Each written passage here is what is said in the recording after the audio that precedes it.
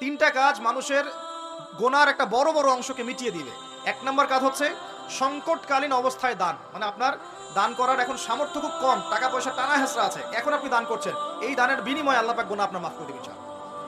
দুই নম্বরটা হচ্ছে যে কঠিন গরম পড়েছে, এই গরমের দিনে আপনি রোজা রেখেছেন, তৃষ্ণার্ত থেকেছেন, এই গরমে রোজা রাখার কারণে আপনার গুনাহ মাফ হয়ে যাবে ইনশাআল্লাহ।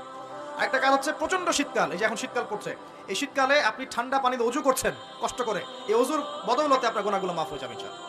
এই তিনটা কাজ শীতকালে পাওয়া যাচ্ছে না? তিন নম্বর কাজটা শীতকালে পাওয়া যাচ্ছে না, যে শীতের সময় পূর্ণাঙ্গ রূপে ওযু করলে আপনার গুনাহগুলো মাফ হয়ে যাবে ইনশাআল্লাহ। তো শীতকালে মাশাআল্লাহ আমাদের ওয়াজ মাহফিলগুলো হবে, ওয়াজ মাহফিলগুলোতে অ্যাটেন্ড করবেন, ঈমান রিচার্জ করবেন, রাতের বেলা তাহাজ্জুদ করবেন ইনশাআল্লাহ, তাড়াতাড়ি ঘুমিয়ে যাবেন যাতে করে শেষ রাতে আপনি উঠতে পারেন, রাতটা লম্বা হবে, একটা অংশ কোরআন তেলাওয়াত করবেন, একটা অংশ দোয়া করবেন ইনশাআল্লাহ তাআলা। আল্লাহ পাক দুনিয়া আখিরাতের যত হাজত আপনার পূর্ণ করে দিবেন ইনশাআল্লাহ। আর দিনের বেলা সম্ভব হলে সওম রাখবেন।